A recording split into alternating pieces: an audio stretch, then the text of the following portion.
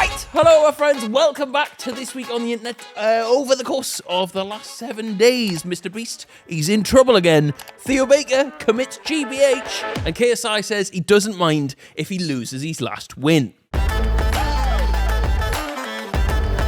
Okay, so my friends, we'll start off this week with a bit of a reoccurring story at the minute. So Jimbo Donaldson, MrBeast, uploaded this video this week where he helped 1,000 deaf people hear again, or hear for the first time. And he also had this article come out about him, like, buying houses in North Carolina for his relocating staff to live in. Well, my friends, guess which one of these people on Twitter had a problem with this week? Both of them! So the video, it introduces us to like a bunch of people who've been helped to hear again after getting their hands on $3 million worth of cutting-edge technology. It's a pretty emotional video. You can see that it's like genuinely making a big difference to these people's lives. Even MrBeast sheds a tear at one point. I mean, as would I, if a 6-minute video cost us 3 million quid. But on top of that, we wanted to give them a little surprise. This is $10,000. It's yours. Here you go. You're giving us 10 grand. Are you sure these are working properly? I went out and I bought a brand new jet ski for you guys. Thank you so much. Hang on, is he just giving a pair of 8-year-olds a jet ski?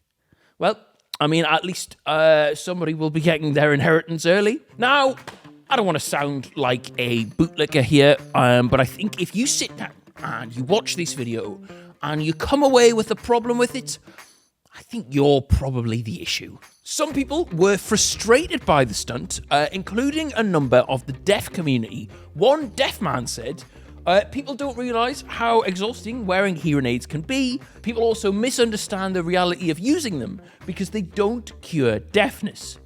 Right, look, fella, just because you didn't get a jet ski, don't not. I'm kidding. Oh, to be fair, they're not going to be able to hear this. Anyway, there was also the article about him buying an entire neighbourhood for his staff, to which somebody on Twitter replied, "What a nice man. Surely a CEO buying homes and creating neighbourhoods for their employees' families to live in has no historical relevance or background at all," implying that MrBeast is making a company town, which is basically something I think that used to happen in like the 1800s, the 1900s, where a company in an area would own like all of the houses in that area, but also be the main employer around there. And because of this, like, housing costs could get that expensive, and like groceries too. And then the people working for the company would acquire large debts that they'd have to pay off before they could stop working. Obviously bad, but these were stereotypically in like very remote locations, like where they were building like railroads or something where they kind of just needed to pop up a town. Jimmy, he's just bought a few houses in the arse end of Greenville, I think it is, in North Carolina. Like, they're not going to be forced to eat Beast Burger and Feastables or whatever and, like, pour over his retention charts until they're 80. Bit of an overreaction, if you ask me. Moving on. All right, now this topic actually happened last week, but it occurred too late to include in last week's episode. Theo has been snapping arms, hasn't he? The dog doing? If you're familiar with what happens here and you're squeamish, don't worry, we're not going to show it. If you are watching it on YouTube, if you're watching on Spotify, a snap. Fuck. But anyway, last week I went on Pitchside to watch Newcastle Arsenal, and we didn't even make it to kickoff. You are such a dickhead. Because somebody donated $20 and said, "Will, Chris, which one of you is best in an arm wrestle?" I said, I'm not doing it for $20. Act serious and donate 20 quid, and then we'll talk. You are such an attention-seeking little knobhead. Tom and Theo then stepped in, and it was like a dead tie for like ages. Like, they were dead equally matched, and it kind of just held there. You know, like when Voldemort and Harry, and they're shooting their green and red spells at each other, and it's in the middle. It was like that until it wasn't, and Tom's arm snapped it off. Lovely. Again, on YouTube, I won't show it, but here is producer Lewis's reaction. Oh, fuck. Tom said recently that he thought Pitchside was his big break. It was. Terrible. Can you stop eating plastic off the fucking floor? No. Right, no, but seriously, he broke his humerus, and I think he's due surgery this week or next week. Get well soon, fella. Moving on, an Australian YouTuber is under fire after spraying gamers with deodorant at a local event called DreamHack in Melbourne. A few of the attendees wanted to complain about his stunt, but changed their mind when they realised that would mean talking to another human being. Can I help you? Moving on. Also this week, a willy-shaped iceberg has been spotted off the coast of Canada and nicknamed Dickieberg by locals. Photographer Ken Pretty here sent out a drone to capture it in its full form, and it's pretty massive. Would have been pretty hard for the Titanic to miss that one. Hard, like a big hard cock. I mean, you know what they say about icebergs. That's just the tip. I mean, we joke, but if that's the size in cold water, imagine on a warm day. No? Okay. Ken said, looking from land, it wasn't quite clear. But once I got the drone out there, it was unreal how much it looked like, well, you know. He then added, I've got a few different favourite icebergs, but this definitely provides them with some stiff competition. Now this bit sounds like a joke, but it's not actually. The iceberg itself was found floating off the coast of a town called Dildo. Its name, genuinely Dildo. I don't know why they've called it that, or if the incredible coincidence here is a hoax, but that's what the article says. Apparently, the Coast Guards are worried it's going to come too close to shore. Moving on. A hotel guest is planning to sue a hotel chain after he says he woke up in the middle of the night to find a staff member sucking his toes. Peter Brennan was staying overnight at the downtown Hilton Nashville Hotel on March 30th for a work conference. Sick of him. Just sick of him. However, his night's sleep was allegedly interrupted at around 5 a.m. when hotel employee David Neal let himself into Mr. Brennan's room. Now, looking at David here, I think Mr. Brennan was quite lucky that he was just sucking his toes and not chewing them off and eating them. We've got his TripAdvisor review right here. It says, I would have given the hotel 4 stars, but I woke up to a member of staff sucking my toes. So we'll go with 5 instead. According to Nashville Metropolitan Police, he's like cloned his key card to get in, and when Mr. Brennan woke up, he literally had the bloke's toes in his mouth. He said, I instantly jumped up and was screaming. Went into sort of fact-finding mode. Who are you? Why are you in my room? In an attempt to apologise to Peter, Hilton have agreed to foot the bill for his stay. Also this week, a Tennessee TikToker went viral after telling viewers she's matched with her previous landlord on Hinge.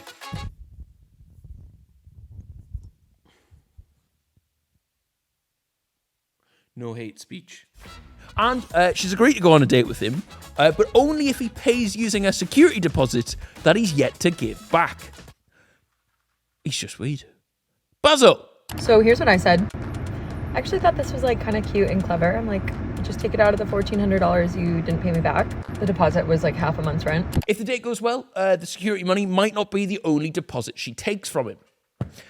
That's awful. Is anyone else getting deja vu here? Like a young single woman getting involved with her landlord?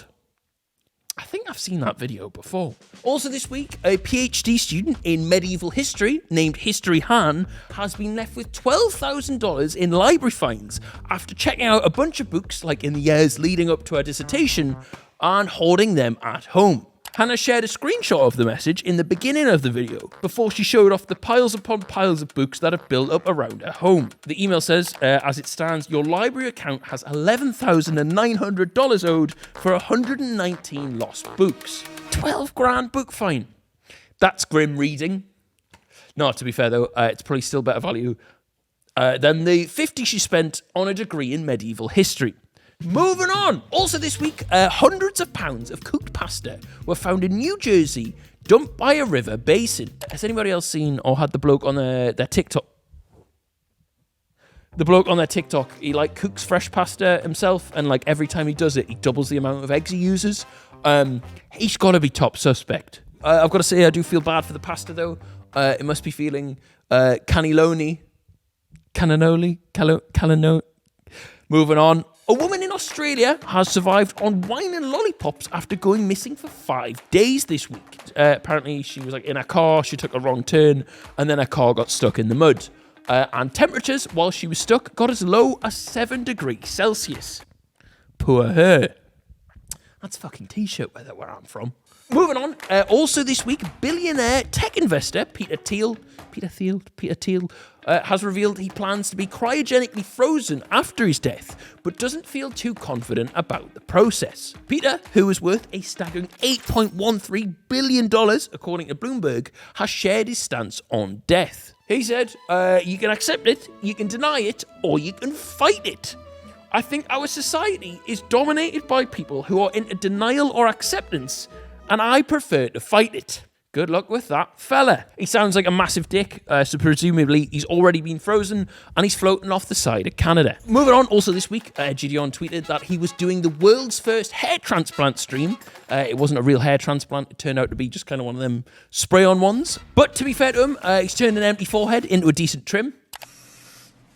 Dun, dun, dun, dun. 1 second.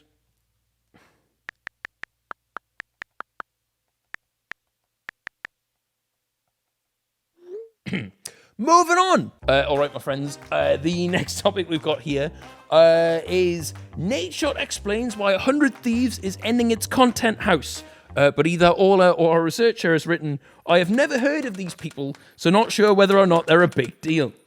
Feel free to skip this topic if you are tight for time. How obvious is it that I'm reading off my phone? Our printer fucking broke this week. Anyway, it says here, the founder explained that the content creators in 100 Thieves are starting to reach that age where they're like settling down, starting families with their wives, and need privacy for a variety of reasons, as opposed to the more youth-based community space of a traditional content house. Fucking people who play League of Legends, getting wives and starting families, bollocks. Also, kind of last week, but recently, Mr. FazeRain has come out and said he will leave Faze if they don't get rid of Cbass. Our thoughts go out to the chef. Before we get into the video, I want to say one thing. This morning, I technically left Faze. Not really, but I'm leaving Faze if Cbass is still in the company. I don't care. It's just he's doing too much, and this is what I got to say. Sounds like a bit of an overreaction to me. All right, then, it was KSI versus Joe Fournier this weekend, in which KSI won via knockout via elbow. Joe came out afterwards and said that JJ cheated, that the elbow was intentional, and that he's going to appeal the decision. They cheated, clear in black and white. You've all seen the replays. It's gone viral. It's all over the world. He hit me with a clean elbow. Like, he should be disqualified. That should go down as a loss. And it's a massive shame, right? Like, it should be a no contest. It wasn't intentional. It definitely wasn't legal. But I think the real problem here is nobody wants to see a rematch. And it's not like they could turn one around quickly, because Joe can't take another fight because he got knocked out for another 90 days. Like, yes, Fournier opened the second round with a couple of nice shots, but he was probably going to get wellied. It just looked a bit frail in there. Just give with KSI Tommy Fury. I've already ticked off one name in Jake Paul. Okay. He's done. He's finished. And you will be ticked off. I'm feeling some slight sexual tension here. I want it. I'm hungry. I need it. I need it. I need it. There was also this part of the post-fight press conference where Kale Sauerland shut down a reporter asking about the elbow. There's one angle, I'll give it to you totally right. One angle looks like a straight elbow, absolutely. But there's also the key angle, if you look at behind the head. So look at the angle from behind the head. Oh yeah, the angle where you can't see the elbow. That's the important one, that's the one we'll roll with. JJ came out afterwards and said he was disappointed with the way it finished too. I think probably by the time you see this video, it'll have been appealed, maybe even overturned, and it is a shame, right? But I reckon pretty much everyone but Joe Fournier will agree, like, let it be a no contest and move on. If it's a no contest, fine. You know, I'd be pissed if it's a disqualification because I didn't intentionally try to hit him with my forearm. Anyway, my friends, that's the end of this episode. I hope you have enjoyed. If you have, please leave a like, subscribe, follow us on Spotify. We'll see you again next Monday.